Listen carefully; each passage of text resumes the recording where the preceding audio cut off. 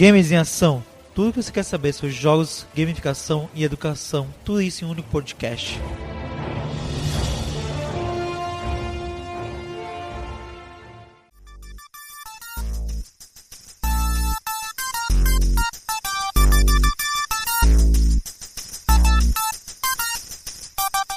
Estamos com o Aruan Barreto e eu queria que você se apresentasse um pouco e falasse um pouquinho da sua história. Beleza. Primeiro agradecer aí o convite para participar. A gente já gravou aí algumas lives junto, é o primeiro podcast que eu participo na vida e eu tô bem feliz que seja contigo, cara. Tô bem feliz com o convite mesmo. Mas vamos lá para a apresentação. A parte aí qualquer currículo, né? Aruanã é um cara que é apaixonado por aprender, cara. Eu adoro visitar, para mim, ir à livraria, ir pra banca, passeio, sabe? Sou o tipo de cara que vai, em vez de maratonar a série, vai dormir assistindo TED Talk, YouTube. Enfim, sou um apaixonado aí por aprender coisas novas e por compartilhar isso. Acho que se tem alguma coisa que me define é essa paixão por educação. O que é a Tabuleiros? Cara, a Tabuleiros é a nossa empresa de educação criativa. E é legal que as pessoas sempre pensam primeiro no tabuleiro em si, né? Os jogos ali analógicos e tudo mais, mas o grande foco da Tabuleiros é educar, né? No caso, os jogos eles são uma das ferramentas que a gente utiliza e utiliza essa ferramenta de várias maneiras diferentes. Então é curioso que, de modo geral, as pessoas primeiro já participam do hobby, né, jogam board game, são apaixonados por isso, faz parte do dia a dia, e depois acaba transformando isso numa empresa, né, num emprego. A Tabuleiros ela surgiu meio ao contrário, assim, a gente tinha necessidade de educação e encontrou no tabuleiro uma boa ferramenta, começou a criar baseado naquilo que a gente sabia, né, como todo mundo tinha jogado os jogos clássicos, né. E aí a gente achava que os jogos clássicos não eram suficiente, não era ferramenta adequada para educar, começou a tentar inovar e foi para a internet da vida para tentar encontrar outros jogos que pudessem ter aí mecânicas, soluções que a gente não conhecia. E aí com a Tabuleiros já rodando, apesar que no início ela era mais para educação corporativa e menos para educação infantil, com a Tabuleiros já existindo é que a gente se deparou com o hobby. E aí é um caminho sem volta, né?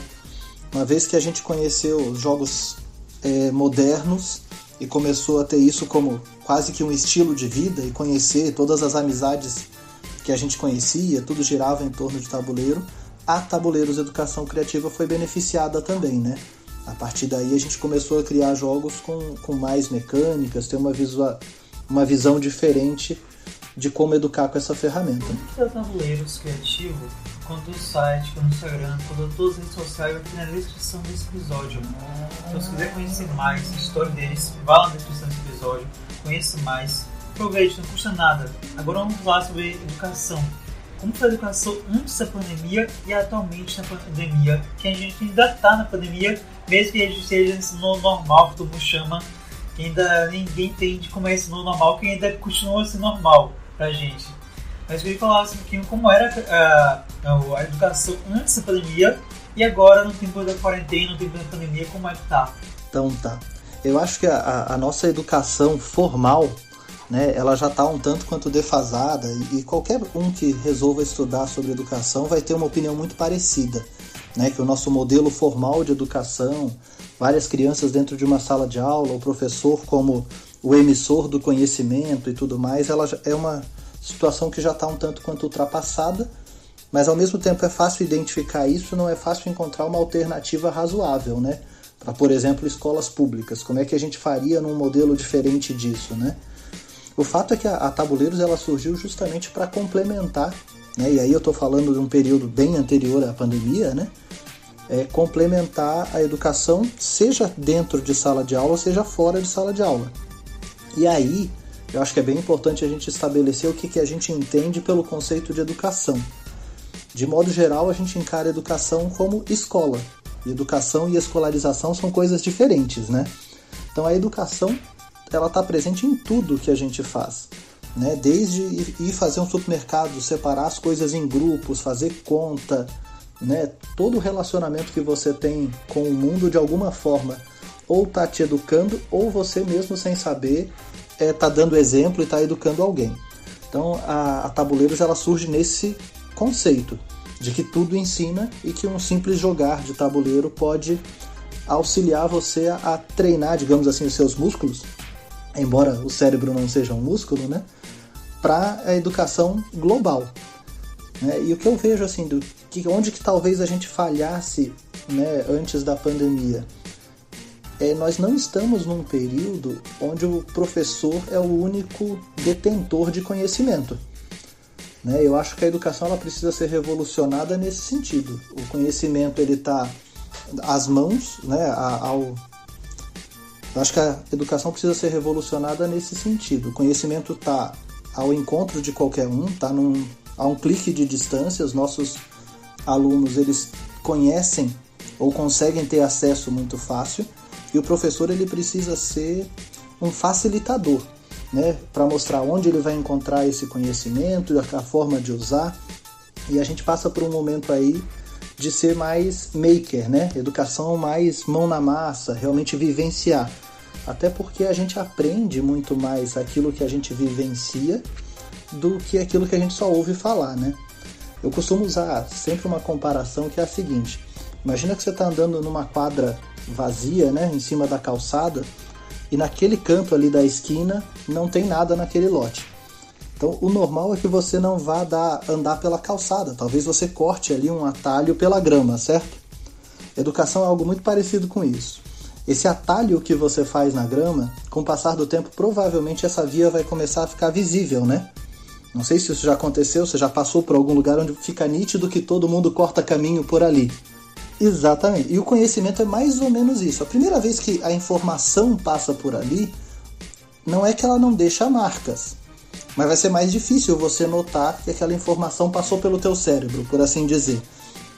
À medida que mais informação passa por ali, passa mais vezes, talvez passe de bicicleta, de carroça, com outra, né? Te atingindo por outros sentidos, essa marca fica mais clara, né? E o conhecimento, de certa forma, é isso no nosso cérebro. Quanto mais você criou uma avenida ali, um caminho, mais fácil é você acessar aquela informação. E dificilmente você vai criar essa avenida apenas auditiva. Né? Quanto mais você experienciar alguma coisa, quanto mais você colocar a mão na massa, mais isso vai se tornar nítido, visível, e essa informação vai ser acessada mais fácil. E aí, pensando em pandemia, né? A gente está num momento onde os nossos alunos foram para dentro de casa. E aí é fácil a gente confundir a educação da maneira que ela está sendo feita hoje com EAD. Agora está todo mundo no EAD. E não necessariamente toda a educação à distância é isso que a gente está vendo hoje. Né? Talvez a gente esteja aí com professores que também foram pegos de calça curta, que nunca tinham gravado um vídeo, que vão tentar reproduzir na frente de um celular a sala de aula, e isso não é possível. A gente precisa encontrar ferramentas novas para se comunicar com os alunos, né? E talvez isso também seja confundido com homeschool. Afinal de contas, os pais estão, de certa forma, tutoriando o aprendizado dos alunos, né? Então, primeiro a gente precisa fazer essa distinção clara. EAD e homeschool são coisas muito diferentes do que está acontecendo hoje. E aí, eu acho que a gente está tendo uma grande oportunidade na pandemia de descobrir outras formas de aprendizado que não é essa tradicional de ir para uma sala de aula, o professor lá na frente falar. Muito do que ele fala é pedindo atenção dos alunos. Na internet isso não está diferente, né? Você vê lá uma sala em aplicativo que está com 30 alunos, com câmera fechada, fazendo outras coisas, não prestando atenção na aula também. A gente só reproduziu, às vezes, o que a gente tem de pior numa sala de aula física para uma sala de aula virtual. E aí a gente precisa encontrar maneiras, principalmente de buscar engajamento e reter a atenção desses alunos. E aí entra a educação criativa, né? Isso que eu ia falar. Uma coisa que eu percebi nessa pandemia, não te interrompendo, mas eu queria muito falar isso, é que ao mesmo tempo que ela foi ela desenvolveu bastante todos os professores e a sala de aula, porque a nossa sala de aula, muito tempo atrás, ela não tinha meio tecnológico, a gente não utilizava os meios tecnológicos. Essa sala híbrida, que chama assim de ato, que não é híbrida, na verdade, nem ensino a vídeo nem AD nem Homeschool nos 3 ele e que o formato que a gente está agora, né, nesse momento de pandemia, ele sim trouxe toda a tecnologia, só que ele trouxe um paradoxo. Esse paradoxo é que os professores ainda tentam reproduzir o mesmo método que está em sala de aula lá no online. E isso acontece de forma que no online os alunos conseguem fugir. Fugir e não somente fugir, eles conseguem ir para o seu próprio casulo. Porque muitas vezes os alunos não querem necessariamente fugir daquela sala de aula. Eles querem ter um ambiente que sim, seja um ambiente prazeroso para ele aprender e poder falar sobre os seus sentimentos. Porque esse momento tem que ter uma empatia para o aluno, entender qual é o momento dele, porque esse momento vai ser complicado para todos os alunos e todos os professores.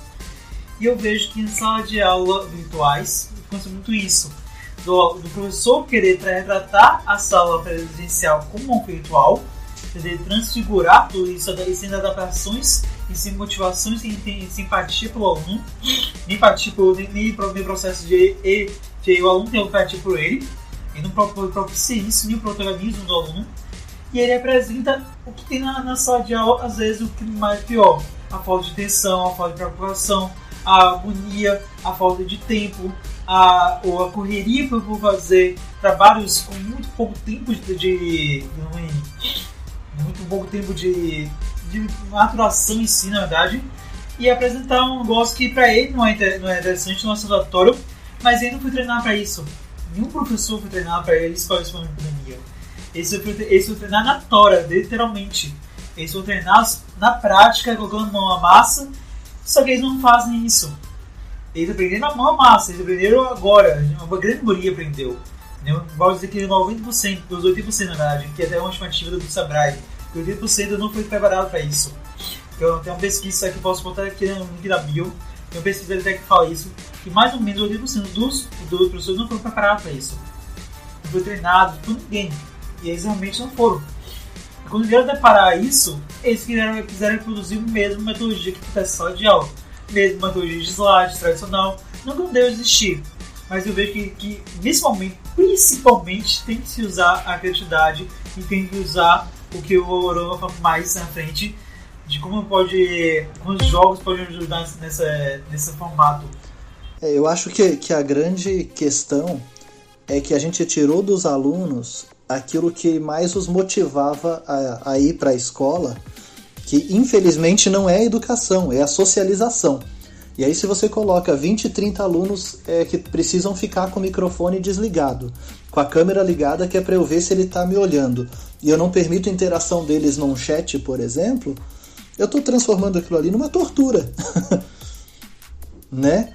Por que precisa ser naquele tempo? Cada pessoa absorve conhecimento de uma maneira distinta. Então o que a gente precisa trazer para a internet nesse momento é aproveitar tudo que ela pode.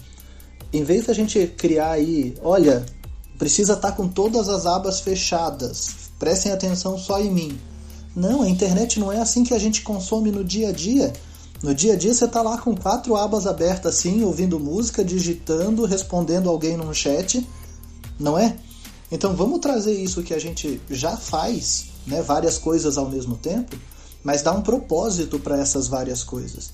O ideal é que o aluno esteja motivado a ser curioso com o assunto que está sendo ensinado. E qual a importância da participação dos pais na educação nesse momento? Jorge, eu acho que nesse momento, mais do que nunca, mas sempre, eu vejo que os pais são um pilar fundamental na educação. Sabe aquela história de final do dia, na mesa do jantar ou do almoço, perguntar como foi o dia? É bem tradicional. E aí, o que você aprendeu hoje na escola? A gente precisa potencializar isso. Sabe? O pai precisa... A gente sabe que a educação ela acontece muito quando você próprio ensina. Tem aquela piramidezinha, você aprende tantos % quando ouve, tanto quando vê, tanto quando coloca a mão na massa. Invariavelmente, mostra-se que você aprende mais quando ensina. Se o pai estiver disposto a deixar o aluno, o filho, ensinar para ele aquilo que ele aprendeu, primeiro que vai reforçar a relação pai e filho, e segundo que ele está criando ali mais uma etapa de aprendizado para o filho. Que poxa, eu aprendi aquilo na escola, agora eu vou ter que ensinar para alguém. Para o meu pai, para minha mãe, para o meu irmão mais novo. para o meu primo quando visitar. E aí a gente precisa tornar o ato de aprender e ensinar como uma prática divertida. Não tem por que isso ser uma obrigação. Olha, faz a tarefa porque senão você não come sobremesa. Faz a tarefa porque você vai guardar esse conhecimento que vai ser útil, porque você está curioso para aprender aquilo. Né? A participação dos pais, seja a educação, o homeschool que a gente já comentou, né? Que é o pai ser de fato o educador principal do filho, ou mesmo para crianças que estão indo para a escola, não tem como você terceirizar isso. E o perguntar o que o filho está aprendendo não é só para você vistoriar se a escola está ensinando certo, é para você saber o que você vai estimular ele. Se ele está aprendendo determinada matéria e você viu que essa ele não gostou tanto, você precisa encontrar algo nessa matéria que desperte a curiosidade nele. Se ele já está gostando muito, poxa, reforça isso, porque hoje a gente precisa cada vez mais ser autodidata. Se teu filho gosta de dinossauro e você tem a oportunidade de mostrar vídeo para ele, comprar um livro, montar um dinossauro de madeira lá com ele, faça isso, porque ele vai tomar gosto. Olha, eu estou aprendendo, estou desenvolvendo. Você vai ver que quando chegar a visita na tua casa, ele vai falar um monte de coisa sobre esse assunto que ele aprendeu. E isso vai ser muito importante para a vida adulta dele. Afinal de contas, se hoje nos nossos empregos, eu, por exemplo, tenho 16 anos na mesma empresa. Com certeza o que eu aprendi quando eu entrei, eu uso muito pouco. Eu uso o que eu aprendi nos últimos 2 anos, no último ano. Agora com a pandemia a gente precisou reaprender tudo. Né? E assim, não que o que a gente aprende na escola vai ser totalmente defasado, mas uma faculdade, por exemplo, às vezes você termina com conceitos que no primeiro ano faziam sentido, no último não. Então, criar os nossos filhos para que eles possam aprender, desaprender e aprender de novo, e não necessariamente dependendo só de um professor, se eles tenham outras ferramentas para ser autodidata, é fundamental. E não tem como esperar que uma criança goste de ler, goste de aprender, se isso não é algo que ela vive dentro da casa dela. Uma coisa importante, que é uma coisa importante salientar aqui, eu queria que você comentasse 2 pontos, principalmente. Por qual motivo os jogos são uma ferramenta de educação? E você fala um exemplo como um pai, que você está vivendo agora nessa experiência há muito tempo. Não, já vai bastante tempo já, na verdade. Experiências de 8 meses já. Mas como você utiliza os jogos, claro que adaptando isso ao seu cenário, que é uma criança muito pequena, como ferramenta de educação na sua própria casa? Legal. Assim, o Arthur ele tem 8 meses, né? Então o jogo para ele ainda é muito se esconder para ele encontrar, empilhar coisas para ele derrubar e dar risada, né? A gente vai lá e organiza os bichinhos dele, ele vai lá, espalha tudo e acha o máximo. Já a gente começa a ensinar o jogo de organizar, né? Por enquanto é só o bagunçar. Mas tanto eu quanto a minha esposa, a gente já trabalha com criança e adolescente há bastante tempo. Né? A gente tem turmas aí de adolescentes na igreja e tudo mais. E os jogos são uma porta de entrada, eu vejo assim, para confiança e para o coração da criança. Quando você senta com ela numa mesa ou no chão mesmo para jogar, e que ela entende que, poxa, o tempo do adulto, que está sempre correndo, sempre reclama que não tem tempo, etc. Ele está gastando, na verdade a gente está investindo, né? Tempo em brincar comigo. Quando ele vê que você por algum instante abre, aspas gigante aqui, abre mão de ser adulto para agir como criança com ele, primeiro que você já ganhou o respeito dessa criança, desse adolescente. Né? Então os jogos eles são uma porta de entrada para essa convivência. E aí a gente acaba se tornando mesmo um pouco criança, né? Sejam senhoras que estão jogando bingo, senhores que estão jogando dominó na praça, ou aquele grupo de canastra que se reúne há 20 anos. Jogo é uma coisa que faz parte do nosso convívio social, né? Aquela competição sadia, ou criar uma estratégia para vencer, e que no fim das contas é uma grande desculpa para estar junto. Né? Aquilo que a gente falou antes da escola online e a escola presencial, que tem a ver com a socialização, né? Então, o jogo na educação, ele abre essa porta inicial para o relacionamento.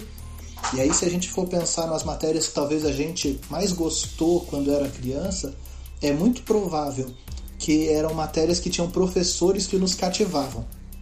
Né? Aquele professor chato que gritava, brigava, de modo geral era difícil da gente gostar da matéria. Então, o jogo já torna aluno e professor no mesmo nível, né? Sentado junto ali, se divertindo.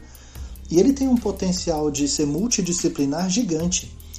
né? Na escola, de modo geral, a gente precisa, né, por uma questão organizacional, separar o que é geografia, história, quem é o professor de português, matemática. Num jogo, né, sobretudo esses jogos modernos, onde você vai ter lá um tema, esse jogo se passa em construir uma civilização, ou conseguir sobreviver numa ilha deserta. Assim como na vida, você vai utilizar geografia, português, matemática, tudo à medida que a vida flui. Isso acontece com o jogo também. À medida que você está jogando, ora você está ali estudando estatística e probabilidade dos dados, ora você está montando uma estratégia, tem jogos que fazem com que você precisa se comunicar melhor ou se comunicar sem falar nada, e a nossa vida exige isso. Então, fazendo o comparativo que eu tinha feito antes, né, chamando ali o cérebro de músculo, né, eu penso sempre que um atleta, quando ele faz agachamento, levanta peso nos bíceps e tal, não é porque esse é o esporte dele. De repente o esporte dele é futebol, corrida, etc. Mas ele está preparando o corpo todo para fazer atingir aquela meta, né? Quando ele for correr, jogar bola, etc. Com a educação não é diferente e o jogo acaba sendo exatamente essa academia. Enquanto você joga, você está treinando diversas habilidades para quando você se deparar com um desafio real, você está com o teu corpo e com o teu cérebro treinado para reagir àquilo. Eu sempre comento que é muito fácil você programar uma ação. Quando eu chegar lá, eu vou fazer tal coisa. Por exemplo, uma entrevista de emprego. Eu vou dizer que meu ponto forte é esse, meu ponto fraco é tal, eu vou tentar parecer confiante. Programar uma ação é fácil. Programar uma reação exige muito treino, né? Então, quanto mais habilidoso, quanto mais vezes você fez algo, você começa a ter reações mais naturais e mais próximas daquilo que você acha que é o ideal. E o jogo proporciona isso. Uma coisa que eu sempre amei quando eu comecei a emergir nos jogos foi que ele te ensina desde o início. O jogo te ensina sem você perceber que ele está ensinando. É uma coisa que até aparece muito nas minhas lives quando os professores participam, que o intuito de jogar o jogo para sala de aula parece que é brincadeira, diversão, mas tem um intuito mesmo escondido, que sim é ensinar, sim é potencializar o ensino e aprendizagem do seu aluno. E o jogo ele faz isso desde o processo inicial, desde você conhecer o jogo, você entender as regras, pensar em estratégia, pensar como formular, a socialização, a comunicação, o tempo de cada um, principalmente os jogos modernos. Mas isso tem o tempo de cada um ter o seu tempo de pensar, elaborar e executar, tudo isso é um processo que você vai fazer na sua vida inteira. Deixar o outro falar, ver o que o outro vai falar, ver a experiência e a estratégia do outro, analisar e lidar com as opiniões do outro. Tudo isso você pode ver no jogo, nos diversos jogos. Desde o mais simples até o mais complexo você vive isso. O que você vai diferenciar é qual conteúdo você vai colocar. Você pode passar esse conteúdo mais de comunicação, gestão de pessoas, orientação. Que praticamente quase todos os jogos fazem esse processo. Alguns fazem com maior efetividade do que outros. Mas você pode passar conteúdo. Você pode passar conteúdo de história, você pode passar conteúdo de geografia. E você pode passar conteúdos que tem no próprio jogo, como alguns jogos têm esse aspecto de ter conteúdos, como o Pandemic, que você pode passar conteúdos da pandemia, ou viral, que também pode passar conteúdos sobre a questão de doenças virais. Ou pode passar a pegar um jogo de Vikings, tem diversos jogos de Vikings, ou pegar até Marx, que fala sobre marketing, que eles falam sobre, imagina se falar sobre marketing jogando um jogo. É fantástico você tentar vivenciar, você entender como tudo isso interfere na nossa vida de forma simulada. Porque aquela simulação do jogo não é vida real, porém ele interpreta ações reais. Ele dá significado a ações reais da sua vida e isso torna o aprendizado mais significado. Como o David Alsberg fala, que você trazer um aprendizado mais significado para a sala de aula, o professor que ele tem mais conhecimento e ele sabe como utilizar na vida real. Na prática, esse que vai trabalhar, no meu caso, quando eu vou trabalhar na minha empresa, ou quando o Aruan vai trabalhar no Tabuleiros, ou quando ele vai ser do serviço público e fazer outras funções, ele vai ter que utilizar esse trabalho que ele aprendeu, ele vai ter que utilizar esses conhecimentos que ele aprendeu em sala de aula. Mas como ele vai saber em qual momento utilizar aquele aprendimento, aquele conhecimento? E você saber quando eu utilizar na prática, quando eu vivenciar na prática na sala de aula. Para isso o jogo é fantástico. Eu penso que todo jogo ele vai ter, e aí você falou muito bem, né? Você já começa a aprender quando você descobre quais são as regras daquele jogo, né? Mas antes disso, quando você pega a caixa, e quem já foi numa loja de board game provavelmente já passou por isso, que você começa a olhar várias caixas e você começa a supor sobre o que é aquele jogo, porque você olha o tema, você vê que aquilo ali te interessa, você já começa a imaginar o que dá para ser feito ali naquele jogo. Daí você abre e vai para o manual. E aí a gente está numa cultura onde as pessoas talvez não tenham tanto hábito de leitura. Mas se você vai jogar jogo de tabuleiro, você vai precisar, no mínimo, ler aquele manual. E você vai precisar ler e interpretar. E normalmente um jogo para 6, 7, 10 pessoas não são as 10 que leem o manual. Um lê, interpreta e depois ainda precisa ensinar para o próximo. E ele precisa reter a atenção, porque imagina, você está com 7 pessoas na mesa ensinando um jogo, elas estão falando entre elas não estão prestando atenção em você, esse jogo não vai fluir. Então, de modo geral, todo mundo que vai jogar já estabelece um compromisso de vamos sentar para aprender. Durante o jogo, é natural que surjam dúvidas. E aí as pessoas começam a perguntar. E às vezes você está aí numa sala de aula ou mesmo no trabalho, você vê que tem pessoas que têm dificuldade para perguntar. Porque ela pensa, eu já devia saber. Ou eu vou passar vergonha se eu perguntar isso. Talvez fosse óbvio. E o jogo de tabuleiro é bom porque ele vai quebrando esse tipo de estigma, né? Ele vai mostrando, não, a gente aprende as regras aqui, mas você vai ver que o jogo vai evoluindo e o próprio jogo vai te ensinando coisas novas. Alguém vai fazer uma jogada que você vai observar e vai aprender com ela, ou para fazer igual, ou para fazer um pouquinho diferente, ou para aperfeiçoar. E se você tiver dúvida, tudo bem, pergunta para mim que eu tô aqui, é para te tirar dúvida mesmo. Né? E o jogo vai te proporcionar vários aprendizados colaterais, né? Seja a memória, seja a atenção, seja a percepção do outro, né? A gente hoje tem muitos jogos que são colaborativos, né? Talvez lá atrás a gente pensasse só em jogos competitivos, eu venço e os outros perdem. Hoje até isso os jogos de tabuleiro trazem para a convivência social. Olha, nós somos uma equipe, cada um de nós tem habilidades diferentes, né? Pode ser até que a gente pegue um recurso ou outro que seja individual, mas ou a gente vence junto ou o tabuleiro vence da gente. E isso para o mundo moderno, né, é fundamental que a gente aprenda a trabalhar em equipe, né? E o jogo de tabuleiro traz muito disso. E aí a gente estava falando de levar para a sala de aula, né, e o quanto pode ser multidisciplinar. O mesmo jogo de tabuleiro ele pode ser compartilhado por vários professores. Num primeiro momento a gente ensina as regras, os alunos jogam e depois cada professor vai absorver dali o que é útil para a sala de aula dele. O que esse jogo tem de matemática, o que ele tem de biologia, o que ele tem de história, né? E aí é importante que todos os professores entrem nesse hobby maravilhoso para jogarem juntos, né? E para também conseguir fazer essa discussão bacana de, olha, vamos levar esse jogo porque ele é mais multidisciplinar, a gente vai conseguir envolver os nossos alunos em mais aspectos. E agora já no finalzinho desse episódio incrível, que tem muito compartilhamento de conhecimento. Tudo isso você pode ouvir e também pode conhecer mais sobre a história e de tudo que a Tabuleiro produz no link da descrição. Então vá lá no link da descrição, confere o trabalho dele, que é muito importante pra gente quanto pra eles. Mas eu queria saber quais são as novidades que a Tabuleiros está preparando para 2021. Legal. A Tabuleiros está passando aí por uma reformulação, né?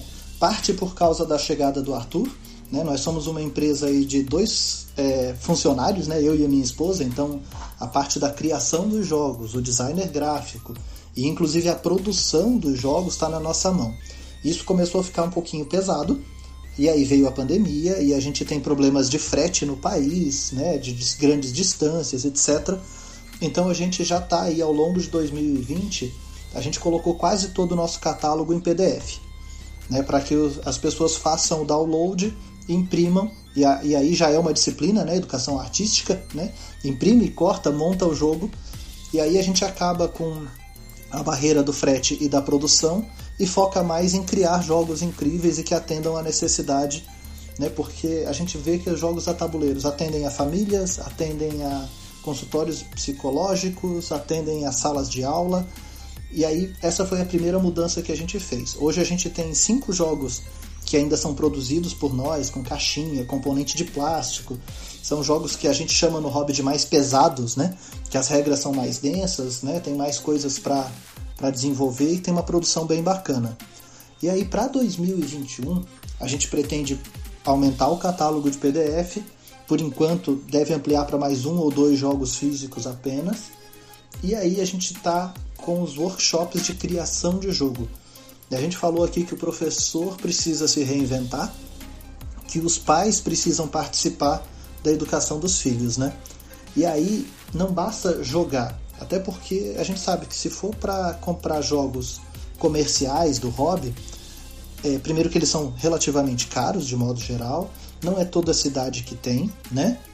E aí os jogos da Tabuleiro eles atendem algumas faixas etárias. A gente entende que das principais missões que a Tabuleiros tem, além de democratizar o uso do jogo, né, é fazer com que as pessoas também tenham esse poder na mão delas, o de criar jogos. É claro que a gente não quer ensinar a fazer jogos super complexos, que a pessoa precisa já ter jogado 100, 200 jogos para compreender. Então a gente vai lançar em 2021 um workshop para iniciante. De modo geral, se você pedir para um pai ou um professor criar um jogo, vai ser um jogo de trilha. Vai ter um tabuleiro, joga dado, anda casinhas e vê o que acontece. Isso é muito legal, tem o seu potencial pedagógico, mas tem um universo de possibilidades que vão muito além disso e que é possível da gente ensinar como usar dados de maneira diferente, como usar peões de maneira diferente, como o tabuleiro influencia na história. E aí pensa que legal, você e teus filhos criando um jogo sobre descobrimento do Brasil, ou você, os outros professores e os alunos criando um jogo gigante sobre a pandemia, combate a dengue, enfim, o tema que for interessante para vocês no momento. Você ter as ferramentas para criar esse teu jogo. Esse vai ser o nosso grande mote em 2021. Ajudar as pessoas a entenderem as engrenagens, o que está por trás de um jogo de tabuleiro e desmistificar que eu não sou criativo, ou eu não sou artista, ou eu não sou game designer. Né?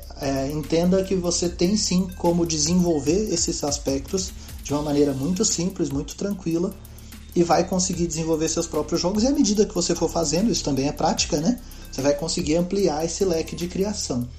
E aí, para finalizar um pouquinho sobre como é esse workshop, a gente não sabe como vai estar em 2021, né? A questão da pandemia, das aglomerações e tudo mais. E o que a gente bolou foi um workshop que ele é à distância, é online, mas como eu falei, não basta ter um monte de gente numa sala ouvindo uma pessoa falar. Então esse workshop ele é presencial ou é físico também. A pessoa, ao comprar, ela vai receber um kit e ele vai funcionar de uma maneira meio, para quem já está acostumado com jogo de tabuleiro, meio legacy. Então ele vai receber lá um tabuleiro que está só iniciado, várias caixinhas. A cada aula ele vai abrindo algumas caixinhas que vão trazer elementos novos do jogo para ele. Ele vai aprender como é que cria com aquilo, passa para a próxima aula, novos elementos, vai abrindo caixinhas, descobrindo como utilizar. E no fim a gente vai ter criado um grande jogo junto e vai estar ali com material de prototipagem para ele criar vários outros jogos. Eu acredito que vai ser incrível e um sucesso, eu imagino, para essa novidade do 2021. Então eu dou muito sucesso, muito boa sorte nesse 2021. Esse workshop tem tudo para dar certo, tem tudo para cara de ser inovador, porque é bem diferente do que a gente está vendo atualmente. Eu acho que quase nenhum faz esse processo de ter uma auxílio em casa. Você leva para o seu cliente, o seu aluno, na verdade, um auxílio em casa para ele ir aproveitando e vivendo uma vivência dupla. Ele vive uma vivência online, gravada e assiste todo o material, tudo que você fez gravado vai ser ao vivo, mas também ele vive uma experiência presencial quando ele monta cada uma das coisas e quando ele projeta cada um dos desafios. Falando sobre o 21, aproveitando logo isso, a gente também vai ter muitas mudanças no podcast. Então se prepare que em 2021 tem muita mudança aqui no podcast. A gente vai começar eu vou contar em 2021 as mudanças, mas a gente vai mudar a temática e quantidade de episódios, porque também eu vou ter mais demandas. Possivelmente em 2021 eu vou estar no mestrado em educação, possivelmente tudo garante que sim. Mas com quase 90% de certeza até agora, nesse mês de novembro, no mês de outubro, de dezembro eu posso já confirmar com esse 100% de certeza. E eu vou ter menos tempo para gravar, então vai ter menos episódio, vai ser um formato mais diferente, mas sim os conteúdos vai ser sempre de agregar com o mesmo valor sobre a jogos e gamificação para vocês. A gente vai ter um processo de umas minisséries até o final do ano, mas é isso que eu posso contar até agora, 2021.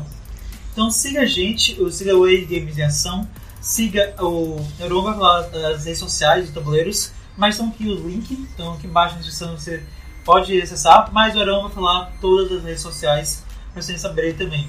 Bom, meu perfil pessoal é Aru Barreto, né? Seja no Facebook, seja no Instagram, eu tô sempre por ali, sempre disposto a bater um bom papo, tá? E aí tem os perfis da Tabuleiros Educação Criativa, e é isso. Tabuleiros Educação Criativa, Facebook, Instagram. A gente tem o nosso site também, Tabuleiros Educação Criativa sem cedilha, sem tio, né? E é lá onde você tem uma parte de blog, a gente fala um pouquinho sobre o nosso trabalho. A gente tá para lançar também, eu esqueci de falar disso nas novidades, o Família Tabuleiros. Família Tabuleiros vai ser o nosso por trás das câmeras. Como é que justamente a gente tá usando aí alguns elementos de jogos e tudo mais na educação do Arthur. Ele ainda é novinho, não tem jogos, né, com regras para ele, mas é um perfil à parte da empresa para mostrar quem está por trás dela. Então a Família Tabuleiros é esse perfil que a gente está começando ainda e provavelmente vai ter bastante novidade também. E é isso, a gente está sempre à disposição para jogar junto, né? Sempre cabe um meeple, um jogador a mais aí na nossa mesa. A gente fica aí o convite para esse bate-papo. E mais uma vez te agradecer pelo convite e participação no podcast. Gostei bastante e eu tenho certeza que a gente ainda vai fazer muita coisa junto. Chegando no final desse episódio, que você conheceu o antes e durante a pandemia e as novidades dos tabuleiros Educação Criativa, acompanhe nossos stories, nosso Instagram, nosso Facebook, porque no próximo episódio vai sair um bate-papo incrível sobre o ensino mesmo, o ensino remoto, o ensino híbrido, que possivelmente vai ser o próximo ensino que a gente vai ter mais comum em 2021.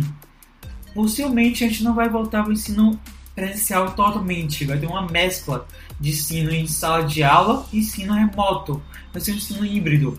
E a gente vai ter como utilizar jogos presenciais que você conhece, que eu conheço, nesse ensino híbrido, e também vamos falar sobre ensino remoto. O próximo episódio está muito bom. Fui gravado com o professor Davi Lopes, professor, pedagogo e biólogo. Então a gente vai conversar bastante sobre isso, como utilizar, como habitar, jogos analógicos, presenciais, físicos, que pode tocar no meio remoto e no meio híbrido. Então fica com a gente, acompanhe nossas redes sociais, Way Games em Ação, que é o nosso Instagram. E como sempre, eu sempre falo aqui, nosso podcast faz parte do coletivo de podcast com D&D, e se inscrever para aprender cada vez mais, conhecer os podcasts baianos da Bahia, que geram conteúdo sobre Bahia e sobre o mundo todo também. Porque a gente não fala só sobre Bahia, a gente fala sobre o mundo inteiro. A gente tem podcast sobre eventos, recreação, jogos, sobre questão de sociedade, questão de câncer, questão biológica, sobre a cidade de Salvador, sobre questão sobre feira, devaneios, nossas mentes brilhantes, questão geek, tudo isso tem podcast na Bahia.